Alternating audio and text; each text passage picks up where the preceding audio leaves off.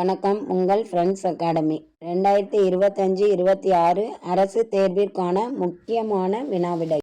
வணக்கம். உங்கள் friends academy. அதாவது தினமும் வீடியோ ரீச் ஆகணும்னா சேனலை சப்ஸ்கிரைப் பண்ணுங்கள். ஃபஸ்ட்டு பெல் ஐக்கானை கிளிக் பண்ணிக்கோங்க. ஓகேவா? இன்றைக்கி நம்ம பார்க்க போகிற பாடம் 6ஆம் வகுப்பில் தமிழ் பாடத்தில் முதல் பருவத்தில் உள்ள இயல் 2ல் உரைநடை பகுதியில் சிறகின் ஓசை அப்படிங்கிற பாடம் பார்க்க போகிறோம். அதாவது ஃபஸ்ட்டு கொஸ்டின் பார்த்திங்கன்னா, தன்னுடைய வாழ்க்கை வரலாற்று நூலுக்கு சிட்டுக்குருவியின் வீழ்ச்சி என்று பெயரிட்டவர் யார் அப்படி சொல்லி கேட்டிருக்காங்க.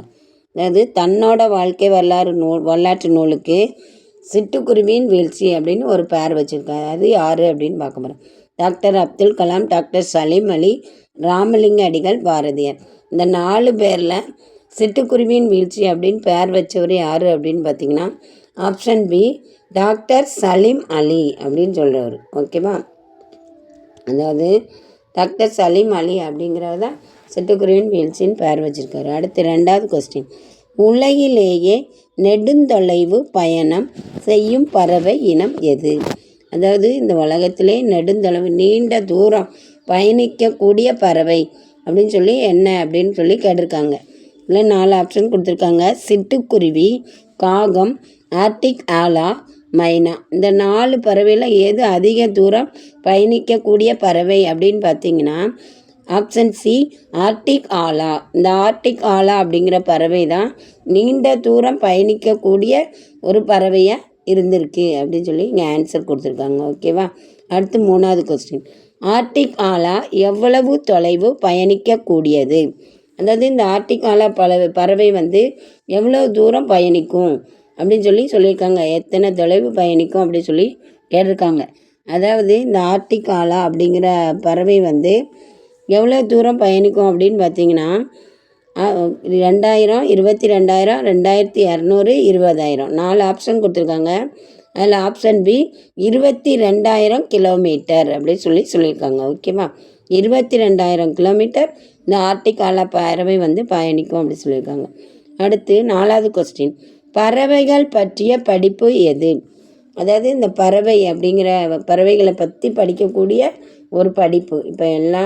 இப்போ ஒவ்வொரு இதை பற்றி படித்தா அதுக்கான பெயரை கொடுத்துருப்பாங்க. இப்போ இந்த பறவை இனத்தை படிக்கக்கூடிய படிப்பு அப்படின்னு சொல்லி கேட்டிருக்காங்க. அது என்னது அப்படின்னா, ஃபஸ்ட்டு ஆர்னித்தாலஜி, சைக்காலஜி, மைக்ரோபயாலஜி, தொல்லியல் அப்படின்னு 4 ஆப்ஷன் கொடுத்துருக்காங்க. இதில் ஆப்ஷன் ஏ ஆர்னித்தாலஜி அப்படிங்கிறது தான் பறவைகளை பற்றி படிக்கக்கூடிய ஒரு படிப்பாக இருக்குது அப்படி சொல்லியிருக்காங்க. அடுத்த 5வது கொஸ்டின், உலக சிட்டுக்குருவிகள் தினம் எது அப்படி சொல்லி கேட்டிருக்காங்க. உலகத்தில் சிட்டுக்குருவிகள் தினம் அப்படின்னு சொல்லி ஒரு தினம், அது எந்த நாள் அப்படின்னு சொல்லி கேட்டிருக்காங்க. March 1, March 5, March 20, March 2. ஓகேவா? இதில் சிட்டுக்குருவிகள் தினம் அப்படின்னு பார்க்கும்போது மார்ச் 20 தான் என்னது சிட்டுக்குருவிகளோட தினமாக இருந்திருக்கு. உலக சிட்டுக்குருவிகள் தினம் அப்படின்னு பார்க்க போனால் ஆப்ஷன் சி மார்ச் 20 அப்படின்னு பார்த்தோம். மார்ச் 20 தான் சிட்டுக்குருவிகள் தினம் அப்படின்னு சொல்லப்பட்டிருக்கு. ஓகேவா? அடுத்து பார்த்தீங்கன்னா 6வது கொஸ்டின், கிழவனும் கடலும் என்ற புதினம் நோபல் பரிசு பெற்ற ஆண்டு. அதாவது கிழவனும் கடலும் ஒரு கதை கொடுத்துருப்பாங்க. ஒரு கிழவர் கடலுக்கு போவார் மீன் பிடிக்க. அப்போ அங்கே மீனே கிடைக்காது. அவரோட விடாமுயற்சி அந்த கதையை பற்றி, அந்த கதைக்கு நோபல் பரிசு பெற்ற ஆண்டு அப்படின்னு சொல்லி கேட்டிருக்காங்க. அந்த கதைக்கு நோபல் பரிசு பெற்ற ஆண்டு எது அப்படின்னு சொல்லி 1950, 1954, 1953, 1960. இந்த வருஷத்தில் எந்த வருஷம் அவருக்கு நோபல் பரிசு கிடைச்சதுன்னா ஆப்ஷன் பி 1954 அப்படிங்கிறது கிழவனும் கடலும் அந்த கதைக்கு நோபல் பரிசு கிடைச்சிருக்கு. அடுத்து 7வது கொஸ்டின் பார்த்தீங்கன்னா, எந்த மரங்களையும் எந்த கொடிகளையும் வளர்க்க வேண்டும்? அதாவது எந்த மரத்தை எந்த கொடிகளை வளர்க்கணும்னு சொல்லியிருக்காங்க அப்படி சொல்லி கேட்டிருக்காங்க. ஆல் அரசு மரம், அடுத்து அவரை புடலை கொடி. ஆல் அரசு மரங்களையும் அவரை புடலை கொடிகளையும். ஓகேவா? அடுத்து ஏ மற்றும் பி முருங்கை இலை. இதில் எந்த மரம் எந்த கொடின்னு கேட்டிருக்காங்க. அப்போ ஆல் அரசு மரமும் அவரை புடலை கொடியுமே இதுக்கு ஆன்சராக வரும். ஆப்ஷன் சி ஏ மற்றும் பி. ஓகேவா? அடுத்து 8வது கொஸ்டின், காணி என்பதன் பொருள் என்ன? அதாவது காணி அப்படின்னா என்ன பொருள் அப்படின்னு சொல்லி கேட்டிருக்காங்க. ஆணை சக்கரம், இமயமலை, நில அளவை குறிக்கும் சொல் உள்ளம் அப்படின்னு சொல்லி கேட்டிருக்காங்க. ஓகேவா? அதாவது காணி அப்படிங்கிறதுக்கு பொருள் வந்து ஆப்ஷன் சி நில அளவை குறிக்கும் சொல் அப்படின்னு சொல்லியிருக்காங்க. அதாவது ஆப்ஷன் சி தான் காணி என்பதன் பொருள் அப்படின்னு சொல்லியிருக்காங்க. நில அளவை குறிக்கும் சொல் காணி அப்படின்னு சொல்லியிருக்காங்க. ஓகேவா? அடுத்து 9வது கொஸ்டின். கான்டினென்ட் என்பதன் பொருள் என்ன அப்படின்னு சொல்லி கேட்டிருக்காங்க. கான்டினென்ட் அப்படின்னா என்ன அப்படின்னு சொல்லி நம்ம கான்டினென்ட் பார்ப்போம். கான்டினென்ட்னா எத்தனை கான்டினென்ட் இருக்குது? 7 கண்டங்கள் இருக்குது. இப்போ கான்டினென்ட்னா கண்டம் அப்படின்னு சொல்லி நம்ம படிச்சுக்கோம். ஓகேவா? கண்டம், வலசை, வானிலை, புகலிடம்.